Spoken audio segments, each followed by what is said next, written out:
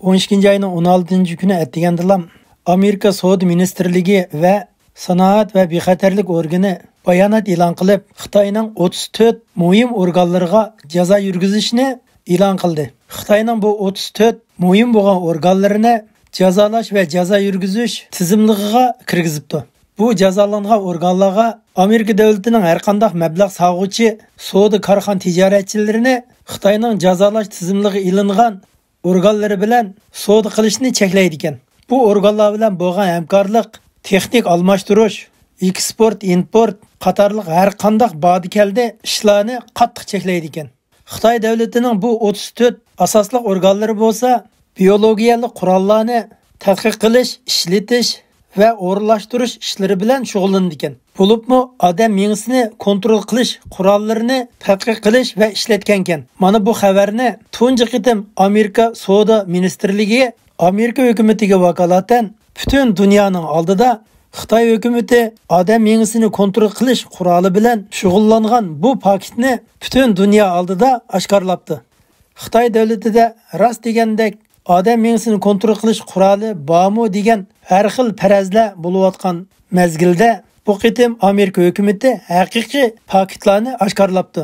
Chunki Xitoy hukumati Xitoy davlati ichida odam mingsini kontrol qilish qurollarini keng ko'lamda ishlatib sinov qilgan ekan.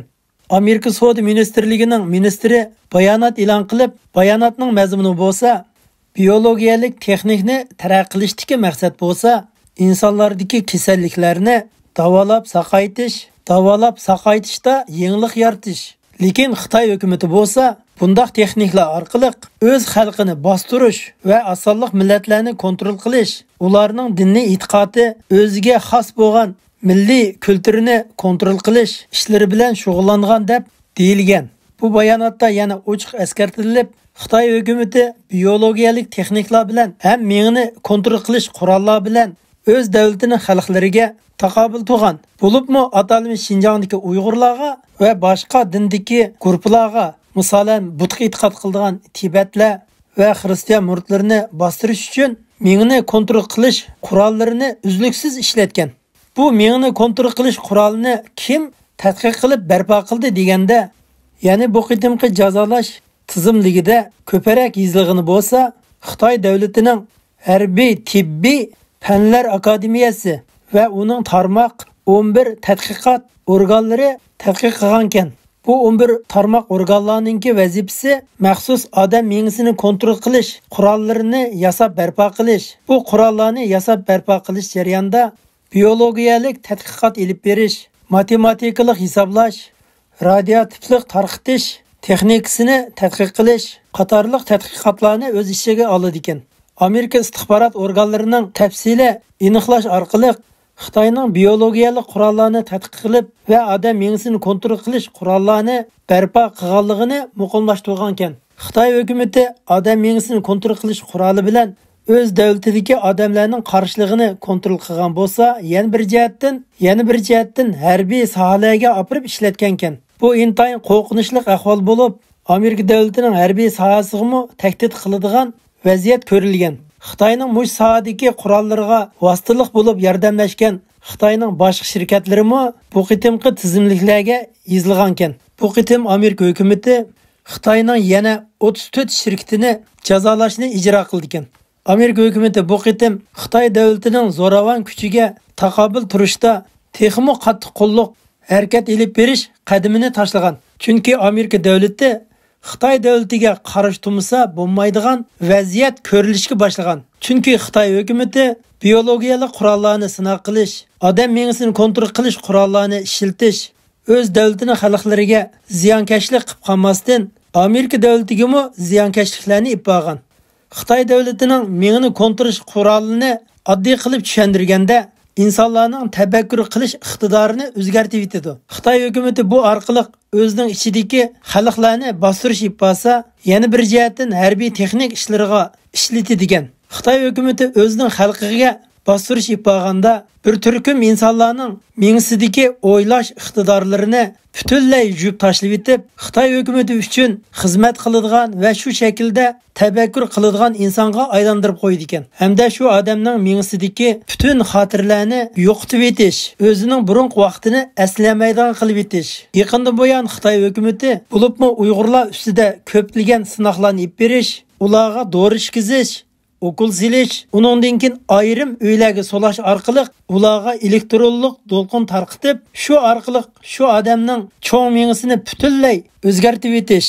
Bu uyga solangan Uyg'urlar turma va lagerlardan chiqqan taqdirdimi o'zining xotirasini eslamaydigan, putqollarda jon bo'lmaydigan, hattoki bu yerga solangan Uyg'urlar o'zining qandoq dinga e'tiqod qildiganligini bilmaydigan, eslamaydigan odamga aylanib qoladi ekan. Bu yerda Xitoy hukumati bundaq turkumdagi odamlardan xotirjam bo'lsa, lekin mingini kontrol qilish qurolining zarbasiga uchragan odam o'zining burunqi xotirasini butunlay unutib ketar ekan.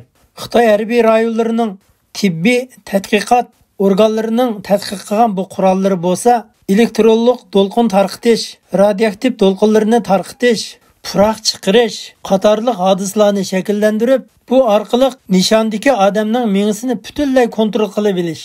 Xitoy harbiy ishlar ishlatganda, Xitoy armiyasi bilan dushman armiyasi ikki taraf bir-birisi bilan tirkishganda, dushman tarafga mingini kontrol qilish qurolini ishlatish orqali dushman tarafning askarlari taslim bo'lish yoki bo'lmasa urushdan qochib ketish ahvollari yuz berdi ekan. Buning misoli bo'lsa, Hindiston askarlari bilan Xitoy askarlari Hindiston Tibet chegaralarida to'qinish bo'lgan mezgilda Hindiston askarlari bir xil elektronlik to'lqinga uchrayotgandek put-qo'lda jon yo'q, beshi og'rib, psixik xarakterida o'zgarish yuz berib, oxirida chekinishga majbur bo'lgan. Yaqinqi 1-2 yil ichida Amerika davlatining Xitoy va Vyetnamda turishliq konsulxonaning xodimlari o'xshamaydigan mingini kontrol qilish qurolining zarbasiga uchragan. Beijing, Guangzhou Amerika konsulxonasining odamlari bir xil elektronlik to'lqinga uchragandek his qilgan bo'lib, kayfiyatlari butunlay o'zgarib, asli tutish qobiliyati butunlay o'zgarib ketgan. Bu xodimlar amalsiz Amerikaga qaytarilib kelib, davolangan. Amerika istixborot organlari keng doirada aniqlash orqali Xitoy davlati harbiy rayonning tibbiy tadqiqot organlarining tadqiq qilib yasab chiqqan mingni kontrol qilish qurolini bayqab chiqqan. Bu tadqiq chiqqan qurol bo'lsa, insoniyat jinoyat qatoriga kirgan bo'lib, xuddi zarli gaz bombasini ishlatgan jinoyatchilar qatoriga kirdi ekan.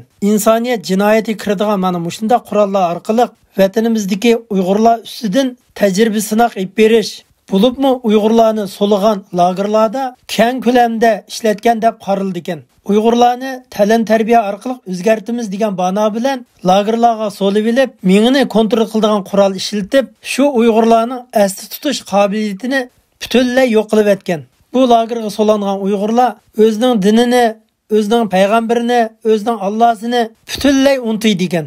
Xitoy hukumati mana shunday fizikalik tadbirlar orqali bir odamni yana boshqa bir odamga aylantirib qo'ydi ekan. Xitoy hukumati hozir haqiqiy iblis, shaytonga aylangan. Amerika hukumati bu qitim Xitoyning mingini kontrol qilish qurolini butun dunyoga oshkorlash orqali Xitoyning qandoq insoniyat jinoyatini o'tkazayotdi. Butun dunyoga bildirish orqali, butun dunyo bilan birikish orqali Xitoydek zolim bir davlatni yo'qotish uchun ulug'vor nishonga atlangan.